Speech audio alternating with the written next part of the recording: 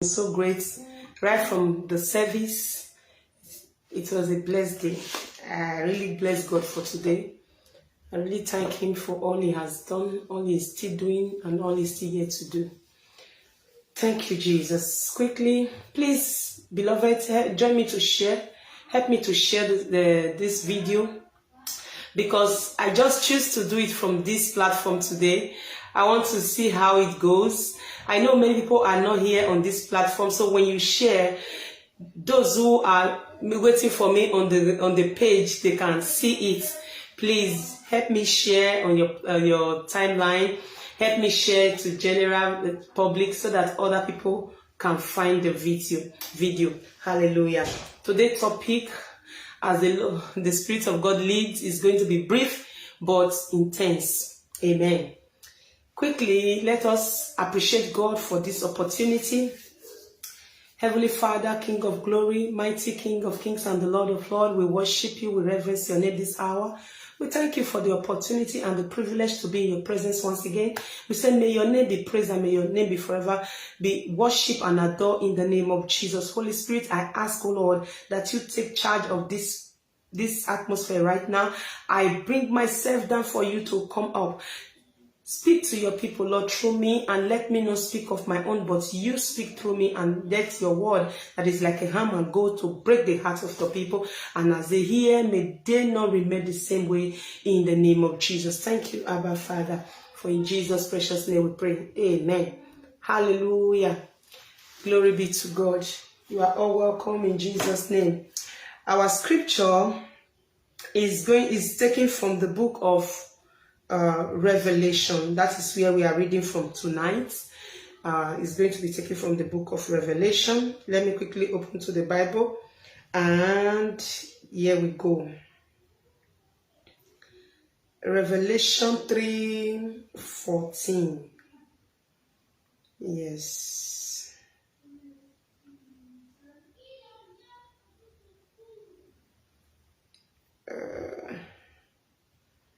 Okay, let's go. Revelation 3:14 says,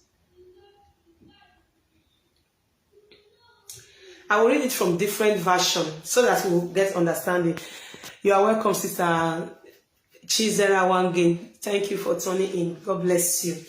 Now it says, and to the angel of the church of Laodicea, it says, right, these things says the Amen, the faithful and the true witness, the beginning of the creation of God.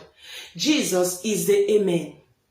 He is the Amen, is the faithful and the true witness of God, and is the beginning of all creation. In Jesus, all the promises of God is being fulfilled.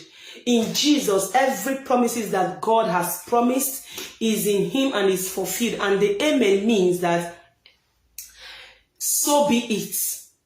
It is an affirmation to what is being said.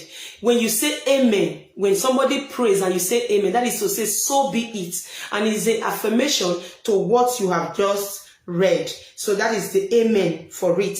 You get it? So that is what the scripture is saying. And so, but our main scripture that we are going to take from is from 15. Because it says that we are going to look into the scripture and get some understanding of certain things that is not functioning in our lives as believers and as the church, as body of Christ. Now he says 14 to 15. The scripture has gone back to beginning, okay? 15 says, I know your works. This is Jesus talking to the church in Laodicea. He says, I know your works, that you are neither cold nor hot. I know your work. You are neither cold nor hot. That is it. I could wish you were cold or hot. Now, what is this scripture trying to communicate to us? And I want to ask us a very simple question. Are we amongst those Christians that make Jesus so feel like vomiting? Because if we read down the scripture, because we must ask ourselves this question, Are we the kind of Christians that make Jesus to feel like he wants to vomit? Because deep down to the scripture, in verse 17, if I'm not mistaken, Jesus said that they make him sick and want to vomit. Let me read it so that we'll know where we are going. Now it says, so then, because you are lukewarm and neither cold nor hot, I will vomit you out of my mouth. Because you are neither cold nor hot, Jesus is saying that he's going to vomit anyone that is not here, is not there, out of his mouth. So that is why I ask us again, are we the kind of believers that want to make God vomit? Good evening, Sister Jennifer Andrews. Thank you for tuning in. Are we those kind of believers that want to make God throw up? Because in today's church, we all are the church. When we talk about church, you and I, we are the church, not the building, but we are the church.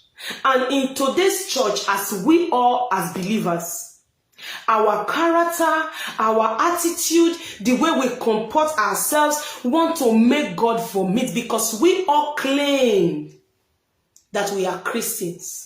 We all claim that we are children of God, but yet our behavior does not look like.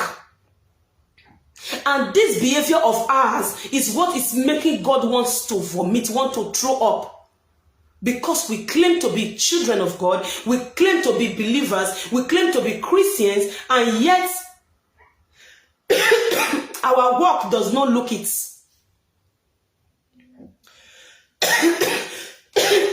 Does the way we live our life make God sick? Does it make him sick? The way we live in our daily life? We must ask ourselves some certain questions. What kind of Christian I am? What kind of Christian am I? Sorry to say. Because if we do not ask ourselves those questions, we will end up in... Are we hearing me? First and foremost, are we hearing me? Please, can somebody reply if you are hearing me? Hello? Can somebody type, yes, we are hearing you?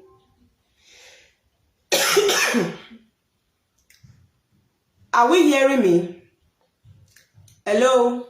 Are we hearing me? Is it clear?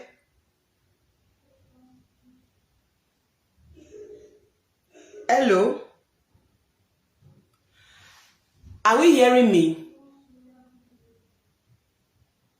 Praise the Lord. Can somebody please help me to know if the voice is coming out or not?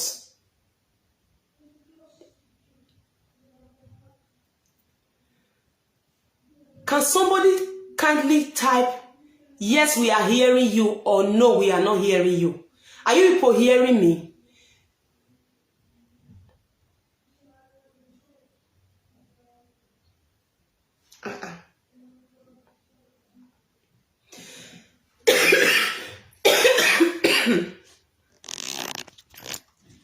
Are we hearing me? Are you people hearing me now? Hello?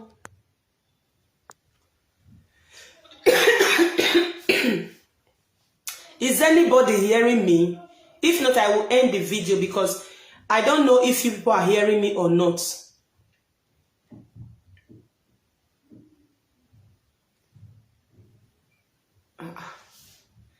Maybe the video is not clear then. Please, can somebody type if you are hearing me or not? Are we hearing me? Praise the Lord.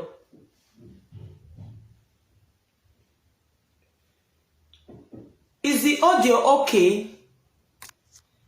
Is the audio good? Are we all hearing me? I thought people are watching me. Why is it so?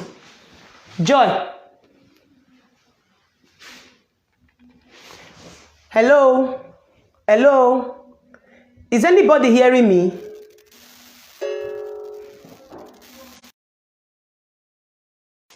I didn't know that you people are hearing me because I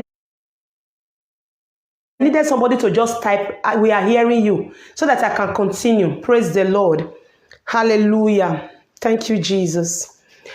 Okay, as I was saying, the scripture is being taken from the book of Revelation 3:14.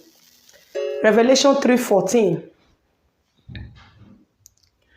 It's Revelation 3:14. It's been taken from the book of Revelation 3:14. Please, if you people are hearing me, somebody should just write it. Yes, we are hearing you. So I will know that everything is fine. I can continue.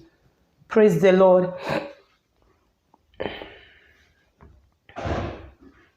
Now, from the scripture we read, Jesus said, he said, I know your works. And because of that work that he knows, he said, you are neither hot nor cold. You are neither hot nor cold. He said, and I will spit, I will throw you out of my mouth.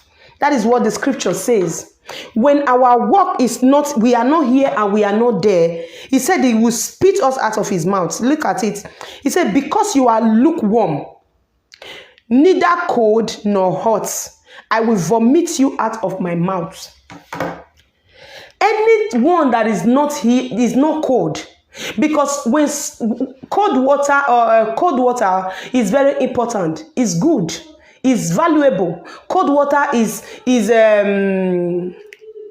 drinkable. You know, cold water is very, very valuable. Hot water, the same thing, is the same.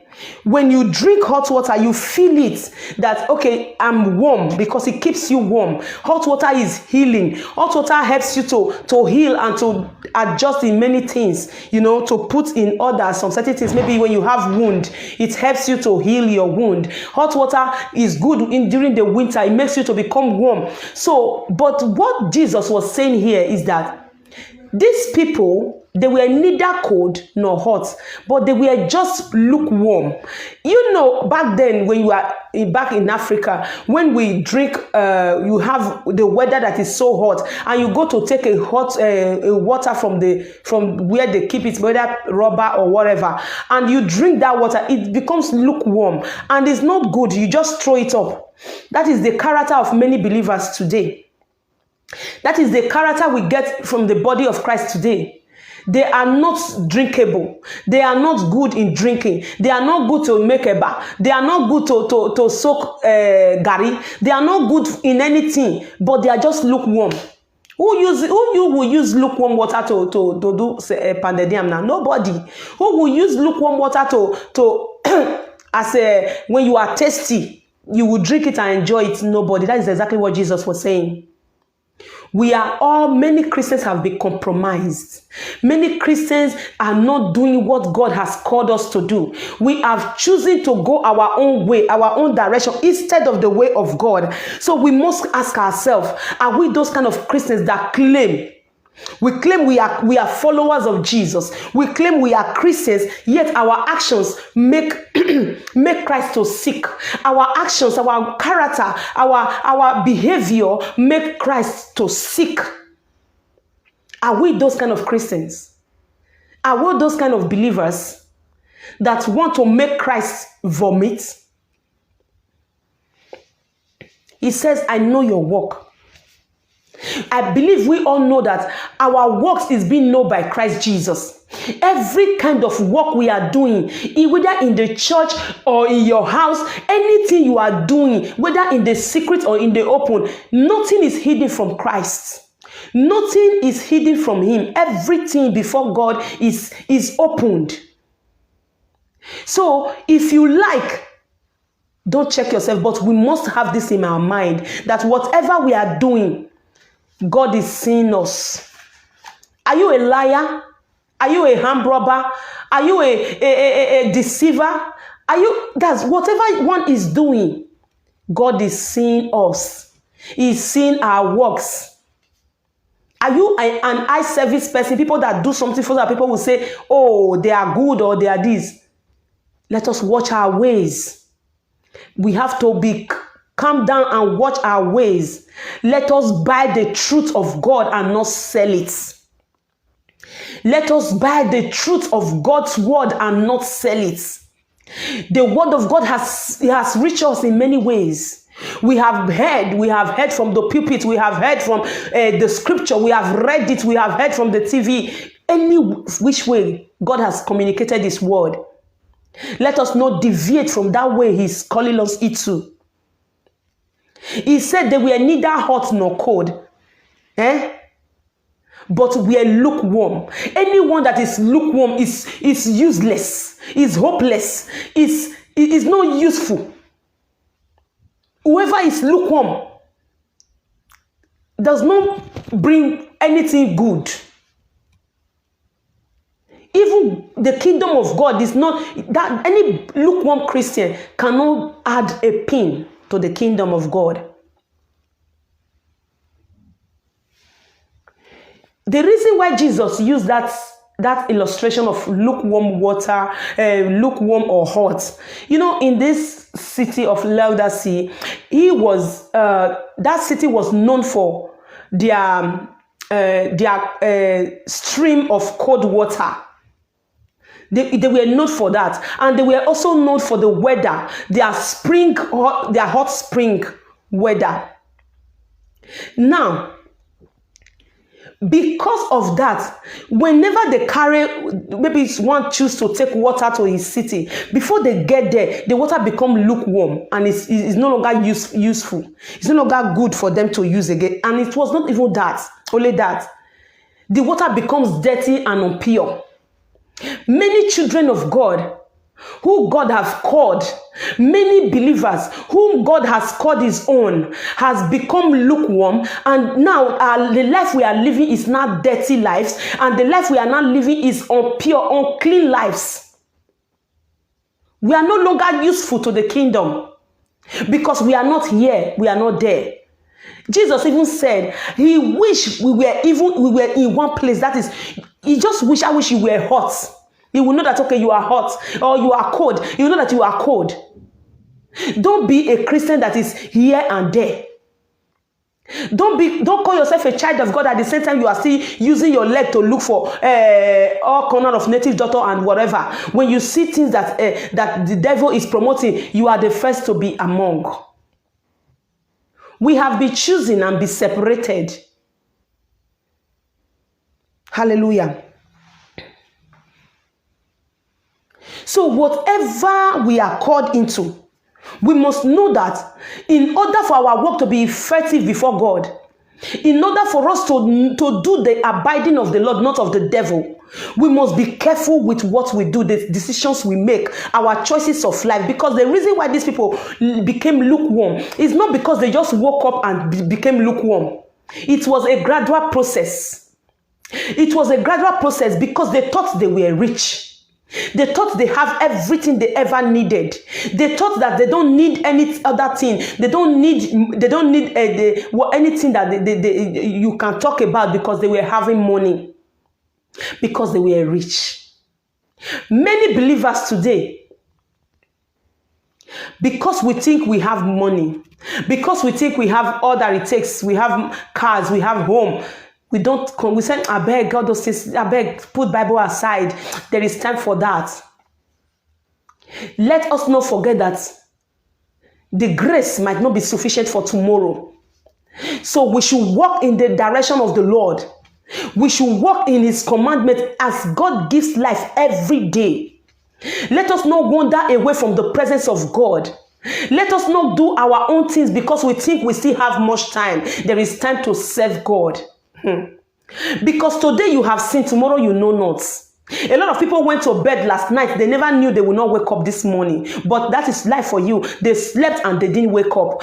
But rather their family woke up this morning with a voice of cry, with shouting, with tears running down their eyes, their faces. Let us not do things on our own, but rather let us remember him who has called us, him who has given us life. What does he want from us? He wants us to be valued. Jesus valued you and I. That is why when we were still yet a sinner, he gave his own life. He valued us. Somebody, what hot water is valued. It's useful and is valued. Cold water is useful and is valued. But lukewarm water is not useful to anybody. If it is not useful, then why becoming lukewarm? Why would we become lukewarm? Not fitting to heal, not to console.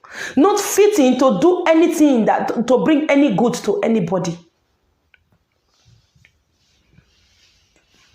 Jesus is calling each and every one of us. He's calling us back to our first love. The church of today has wandered away from the presence of God. The church of today has left the church, the presence of God, and they wander into the world. But forgetting that Jesus said, we are in the world, but not of the world. We should not let the world shock us. Those things that happen, that we see in our everyday life, let it not be what will take you away from God's presence. The only way to be victorious is to be in his presence at all times. To be in the presence of God. People think that their money is enough to give them everything they need. Many of us think that if I'm able to work and get this, then I am okay. Many people think if I have a car and I have house, what else do I need in life? Yes, so money is very important, because the wise King Solomon said that money is a protection, and it is, because most of us we have to cater for our bills. We have to pay bills. We have to eat. We have to clothe ourselves. We have to do so many things with money. But still, let money not be the reason why you have forgotten your heavenly Father, the maker of your life, the one that gave you life, the one that caused you to sleep and wake up. Let money not be what will separate you and him. Let money not become your God. Money is important. But the same scripture said that the same money is the root of all evil. The love for money is not good, but money is good. That is the problem this church, this Laodicea church had. They thought they were rich in everything, in earthly possessions. They thought they were rich here on earth. They thought they don't need anything. That is one problem with the Europeans. The Europeans does not believe in the word of God, because they think they don't need all those things. Those things are just for poor people. That is the problem of big men. If you watch the big men, when you go to preach the gospel to them, they don't take it, because I beg you, I will get time for all those poor people, that those jobless people that have time to be following Bible. Let us not make mistakes, because we should build treasure in heaven, not here on earth. But the Laodicea church, they built their treasure on earth. Anyone that built treasure here, when death comes tomorrow, that wealth you have acquired here, you will leave it here. If curse is not even taken, the children you left them for, we sow them out without knowing the reason why how you suffered for it, because they don't know the value. But when you treasure the word of God, you carry it and let it take root in you. Let it become a lifestyle that even your children will not sit and become part of it. They will not buy that truth that you carry. They will not buy it and allow the truth also to sink in them. You see that whatever